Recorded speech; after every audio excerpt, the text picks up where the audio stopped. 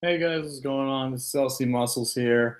Um, it's time to go over the Steelers win against the Cleveland Browns, and it's time to go over the wild card preview for this week. It's coming next week, which I'll be very excited for. So, pretty much what I want to get into for the Browns game. We won 27-24 in overtime, and I do have a lot of things to say, and I do have things that do need to improve before the Dolphins game coming up. So that being said, let me get into the negatives before I get into the positives. The negatives for this game were like, for instance, the offense in the first half really didn't get anything going until very late. Lane Jones looked really sloppy. He was getting sacked left and right. It wasn't a good day. It wasn't a good day for our offense, honestly, for the first quarter. We definitely do need to improve a little bit. Like with some things, I understand with Landry Jones, but if it's the backup guys, you still need to improve somewhat. There's still a lot of room for improvement going into this next game against the Dolphins because the Dolphins will be a much better team than the Browns.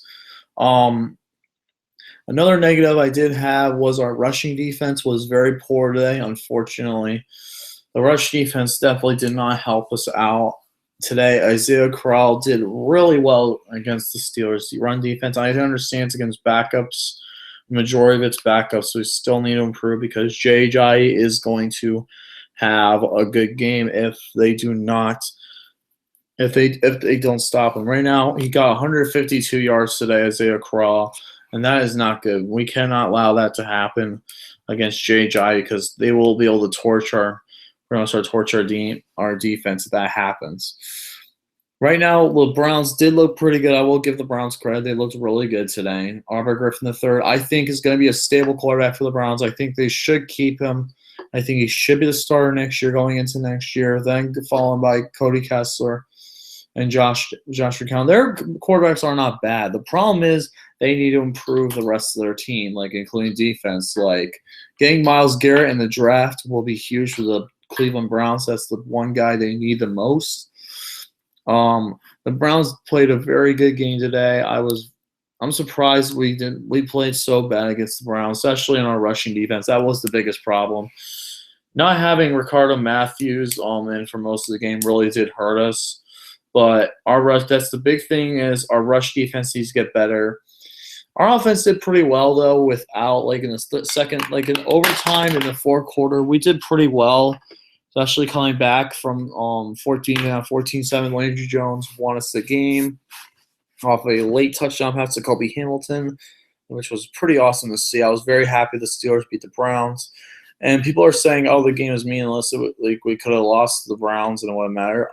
I think having a 7-game win streak is much better than going in with a loss. Like having a 7-game win streak with all this momentum going with for us, it's a much better thing. I like that a lot more because it gives us a lot more to play for coming in the next week, and it gives our guys definitely the Steelers a lot of momentum going into this next game. It's going to be awesome to see that the Steelers are going into a 7-game win streak. The Dolphins absolutely getting demolished by the Patriots. The Dolphins right now do not have Tannehill. I don't think he will play. Their big thing is they're going to run JJ a lot. That is going to be pretty much their bread and butter for the offense for most of the game is going to be JJ and let Matt Moore throw when he needs to. That's pretty much going to be the main game plan. We need to stop JJ. That is the big plan. If we can stop JJ, we're going to be in good business. So our rushing defense needs to improve a lot going into this into the wild card game. A lot happened this week. The Dolphins did not look good though, and the Patriots did have a pretty good formula for stopping JJ. I think we do need to copy that formula a little bit. It's going to be good having everybody. It's going to be good having everybody ready for the game. Big Ben and Ben Roethlisberger, Antonio Brown, and Le'Veon Bell did not play, along with Marquise Pouncey, which was smart. The good thing was we need to have everybody healthy. We really didn't have many injuries. The only injury we really had was Ricardo Matthews. Javon Hargrave did have a concussion, but I think he did come back, though, which was good. Justin Gilbert got hurt a little bit. I don't think he was able to return, but we need everybody to step up. Another negative I do have was Ross Cockrell. He did not play a good game at all. He was pretty bad. And I know Cockrell should have played a lot better. He could not tackle for the life of him today, and he needs to be able to tackle Jarvis Landry and Devontae Parker next week because that is going to be big. We need to be able to have everybody in their top gear for this game.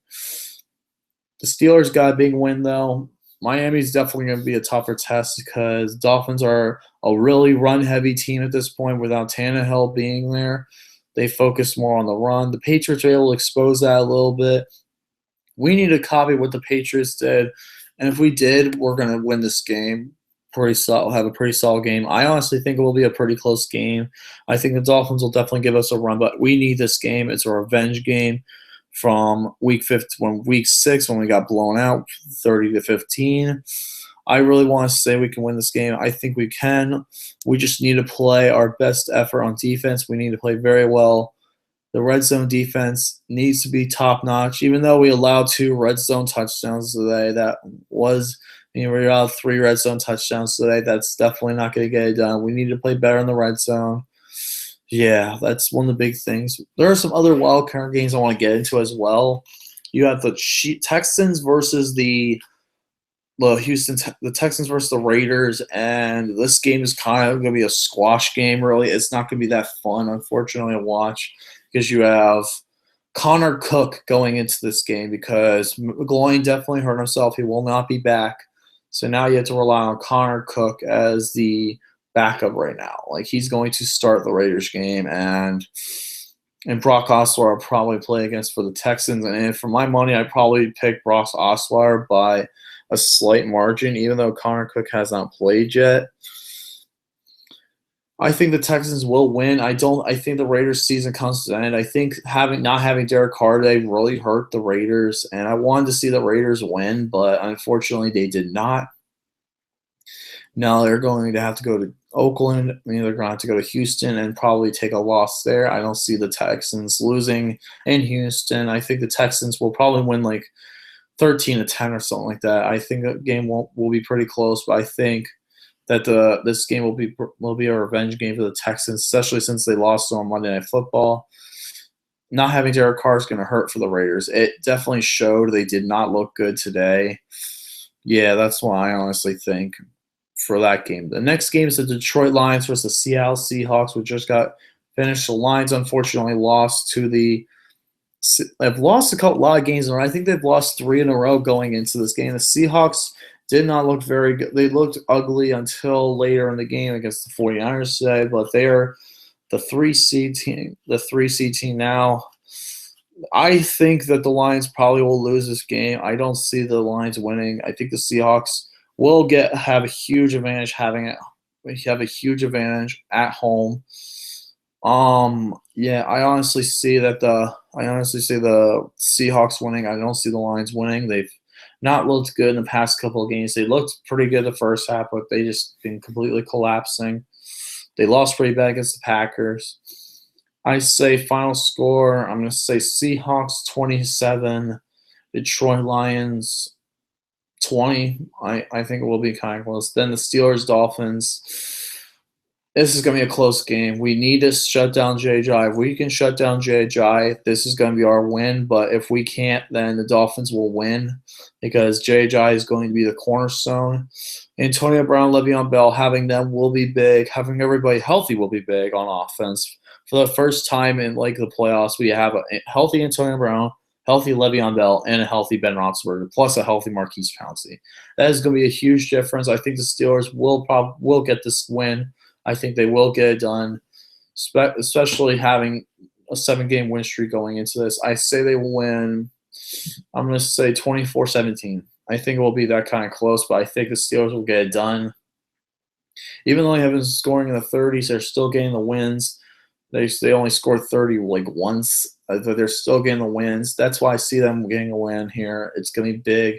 Having that 7-game win streak going into this is huge. Miami getting blown out by New England like that definitely hurt them. It's definitely going to take away from some of their momentum. Then you also have the final game, which is the Green Bay Packers hosting the New York Giants in Lambeau Field. The Packers have won 6 in a row, which is very impressive, as well as the Steelers. They have the two, like the Patriots, Packers, and Steelers all have the best winning streaks. Even though the Packers are 6 and the Patriots and Steelers both have 7. I think the Steelers and Patriots are definitely doing really well. I think the Packers are doing really well right now. And anytime you can get hot and win a bunch of games in a row, that's going to help in the playoffs because it doesn't matter how you start in September, it's how you finish in January. And yeah, I think the Packers are going to blow out the Giants. The Giants looked decent against the Redskins. They didn't look that impressive, honestly. They did beat the Cowboys twice, but I just think the Packers at home are a much bigger threat than the Giants are on the road. I'm going to say the Packers win. I'm going to say final score Packers. Let's go Packers 30, Giants 20. But yeah, that's pretty much really going to do it. The Steelers beat the Browns 27-24 in overtime, getting the win. They will play the Miami Dolphins Sunday at 1 o'clock next week, which I'll be very excited for. It's going to be a great game. But yeah, that's pretty much I'm going to have to do it for here. It's going to be a great week. I'm definitely going to try and get Sunday off. I'm going to try and see if I can switch my schedule Sunday for Sunday so I can watch that game. Yeah, it's going to be a fun game. Steelers-Dolphins. It's going to be a great time. I'm very excited for it. That's pretty much going to do it here. The Steelers-Dolphins game will be talked about a lot. I will be going into more detail about on my pick'ems. But that's pretty much it. Yeah. I'm going to sign off for now. Updates for this week, I'll have a pick'em guarantee. I will not have any more guarantee to lose videos since last week was my last week. I will let you guys know about how I did right now. I'm going to look up my picks. I'm going to look up my picks right now. So, it being said, I did lose one game. I did lose one. Let me go back to my video. I'm going to play my video real quick to see what I am going to be finishing up the season. It's just to let you guys know since my victory lap of the regular season. So let me keep that.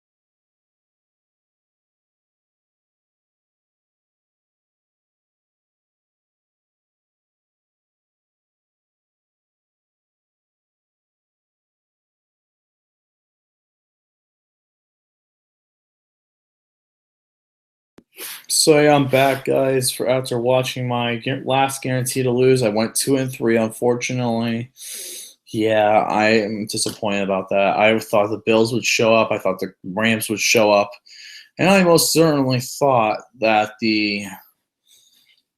I really. Hold on, my other team. I know I got the Steelers and the Vikings right. It's my third one. Yes. You know, I lost the Cardinals, the Jets. I got it wrong. And oh yeah, the Broncos. I thought the Raiders were gonna show up too, but yeah, unfortunately, I went 2-3 to end the season, 57, 23-2. That is still very impressive. I'll take that any day. So that pretty much puts me at. Let me do this. So let me see. Out of 82 games, I won.